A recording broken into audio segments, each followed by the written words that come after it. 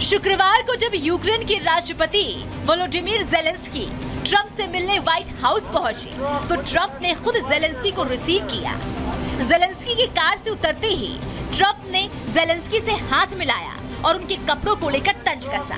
Trump ने कहा कि आज आपने आर्मी ड्रेस नहीं पहनी है और आज आपने काफी अच्छे कपड़े पहने हैं और इन कपड़ों में आप काफी अच्छे लग रहे हैं।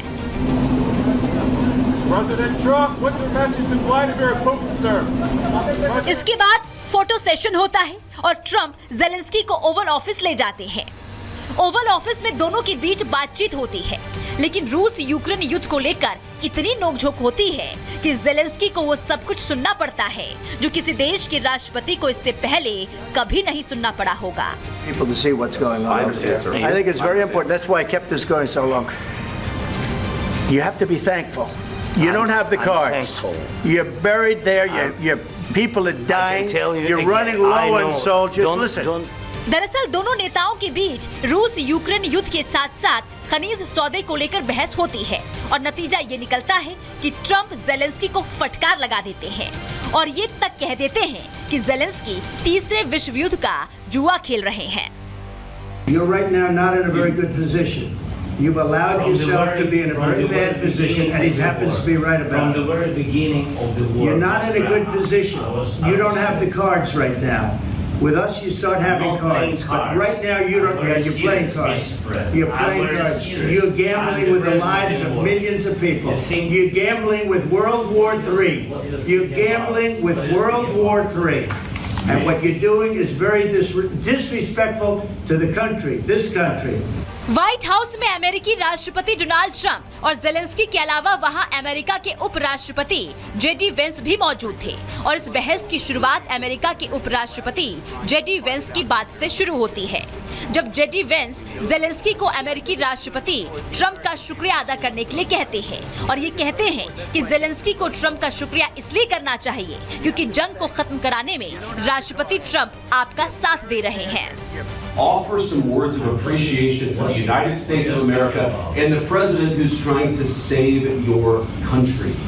Please, you think that if you will speak very loudly about the war, he's not speaking loudly. He's not speaking loudly. Your country is in big trouble. Wait a minute. No, you've done a lot of talking. Your country is in big trouble. I know. Trump बार बार समझाते हैं कि अगर America ने साथ नहीं दिया तो यूक्रेन 2 हफ्तों से ज्यादा रूस के सामने नहीं टिक पाता। लेकिन जब ज़ेलेंस्की बीच में टोका टाकी करते हैं तो ट्रंप ज़ेलेंस्की पर और ज्यादा भड़क जाते हैं। You're not winning. You're not winning this. You have a damn good chance of coming out okay because of us. Mr. President, we are staying in our country, staying strong from the very beginning of the war. We've been alone. And we are thankful. I said thanks. You haven't been alone.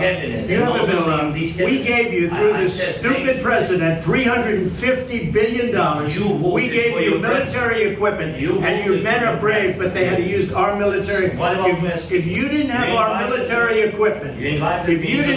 our military equipment, this war would have been over in 2 weeks.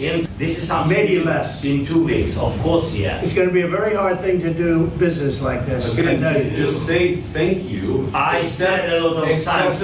Accept that there are disagreements, and let's go litigate those disagreements rather than trying to fight it out in the American media when you're wrong.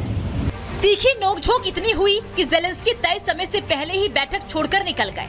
Military equipment, and your men are brave, but they had to use our military. What about West? If you didn't have our military equipment, if you didn't have our military equipment.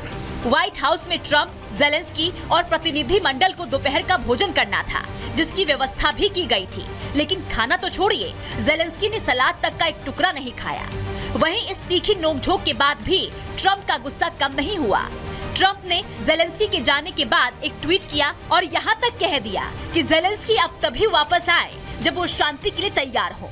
इससे पहले इतिहास में ऐसा कभी नहीं देखने को मिला जब 2 देशों के राष्ट्रपतियों के बीच इस तरह की नोकझोंक हुई हो।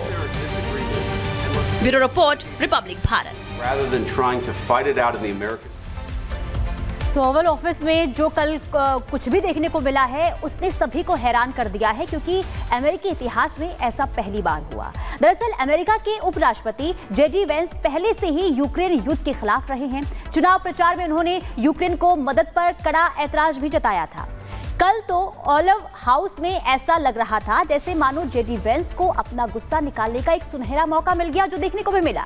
सुनिए दोनों के बीच कैसे तीखी नोकझोंक देखने को। You're not winning this.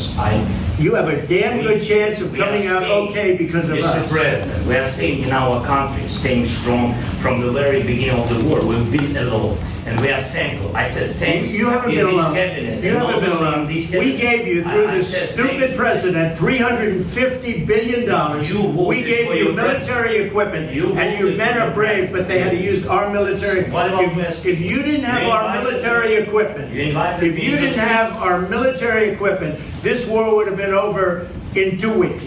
This is something maybe less. In 2 weeks, of course, yes. It's going to be a very hard thing to do business like this. Again, just say thank you. I said a lot of times, except that there are disagreements, and let's go litigate those disagreements rather than trying to fight it out in the American media when you're wrong. तो तीखी नोकझोंक यहां पर देखने को मिलती है। और वहीं ट्रंप ने जेलेंस्की से कहा कि आपके हाथ में कुछ भी नहीं है, आप इस स्थिति में भी नहीं है कि समझौते में किसी भी तरीके का दबाव बना सके। वहीं आपको ग्राफिक्स के जरिए हम यहां पर बताते हैं कि आखिर कैसे पिछले कुछ दिनों के अंदर जो हालात हैं वो कैसे बिगड़ते रहे हैं यूक्रेन के लिए, जो रूस से लगातार यहां यूक्रेन बैकफुट पर दिख रहा है। फरवरी 2022 से पहले युद्ध से पहले की जो स्थिति है उसमें देखिए कीव हो, खार्किव हो और ये मारियोपोल जो है, ये तमाम वो जगह हैं जिस पर पूरी तरह से जो कब्जा है वो यूक्रेन का था। वहीं नवंबर 2022 में अब रूस का कब्जा कहां तक हो चुका है। कीव की बात करें, खेरसोन की बात करें, खार्किव की यहां पर बात करें, ये वो तमाम इलाके हैं जिनसे अपना कब्जा जो है वो रूस के हाथों खो चुका है यूक्रेन। वहीं फरवरी 2025 पर रूस का जो कब्जा है वो कीव पर भी हो चुका है, पोक्रास्कोव में भी हो चुका है। इसके अलावा क्रुस्क जो रीजन है वहां भी यूक्रेन को मुंह की खानी पड़ी है। लगातार बैकफुट पर यूक्रेन है, जिससे के लिए मदद मांगने के लिए पहुंचे थे जेलेंस्की, लेकिन वहां पर कैसे दोनों के बीच में बहस हो जाती है, हालात बिगड़ जाते हैं और जो समझौता करने के लिए पहुंचे थे जेलेंस्की वो समझौता नहीं होता। जिन मिनरल्स की बात करने के लिए पहुंचे थे उस पर जो है वो बातचीत टूट जाती है। बिल्कुल, देखिए जो समझौता करने के लिए पहुंचे थे वो समझौता नहीं हो पाया, क्योंकि दोनों ही राष्ट्रीय अध्यक्षों के बीच में तीखी नोकझोंक हो जाती है। लेकिन देखिए ट्रंप के सामने जेलेंस्की ने नोकझोंक तो कर ली, बहसबाजी भी हो गई, लेकिन जिस तरीके से अमेरिका से वो रवाना हुए उसने कई सवाल खड़े कर दिए हैं। ऐसे में यूक्रेन को अब इन सवालों का जवाब खंगालना होगा।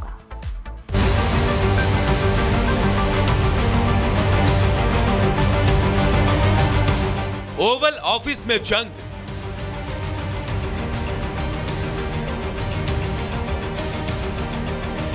ट्रंप ने दिखाया अपना रंग, ट्रंप ने किया शाउट,